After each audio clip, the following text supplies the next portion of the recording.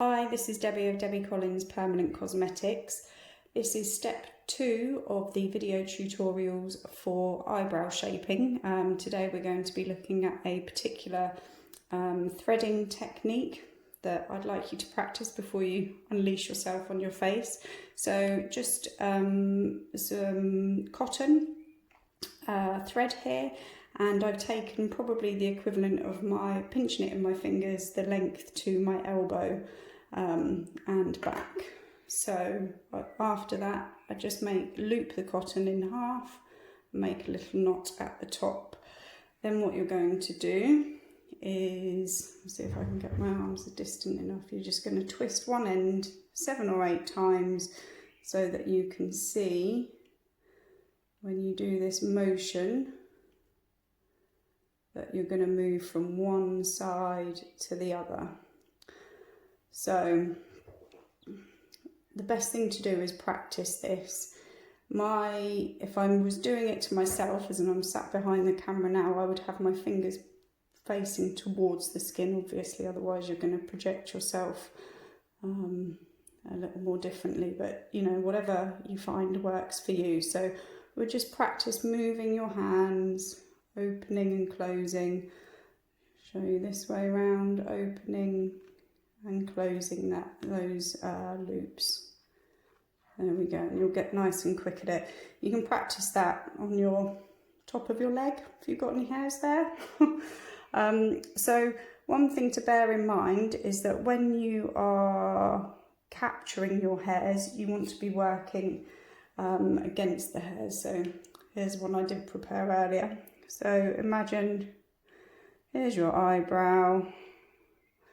Don't get too fussy, and you're looking to capture these hairs here, or you're going to be capturing some outside of the other brow, but we'll move that in a moment. Then you are going to want to work to capture the hairs in this side at this point, and then you're going to open your right hand and it will capture these hairs that are growing directionally towards the corner of your brow. So if your hairs are pointing out to the tails of your brow, then you want to be using your threading coming in to capture those hairs. Again, for the top of the brow and working down. So when you swap to the other brow, you're going to be working the other way around. It's not really, okay. So you're going to be using this side to capture the hairs. So line the hair up in this sort of corner section and then expand the circle, and it will work along that way. And again, for underneath. Threading yourself is not an easy task, in my opinion. It can be a fabulous learned behaviour.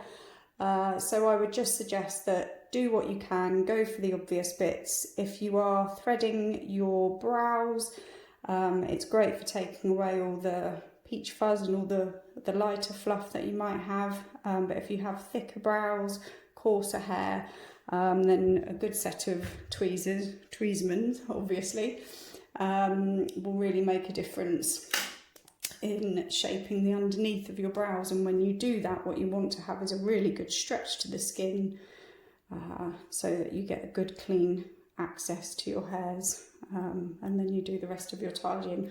Obviously, if you're threading your face, most of you who are trying this have probably had it done in a salon before, so you'll know that for the corner of your lips, you would pop your tongue underneath and push the skin out so that it's nice and tight, and then that way you get good clean access to the hairs. Once you have threaded, I should probably pop this on as an aftercare section and maybe on the brow mapping video step 5. But once you have removed the hair from your skin, then I would suggest that you are makeup free for 24 hours. And that way you'll prevent any of the open pores, having any bacteria introduced to them, and avoiding any spots. So thanks for tuning in. Please check out my other tutorials. Thanks for watching.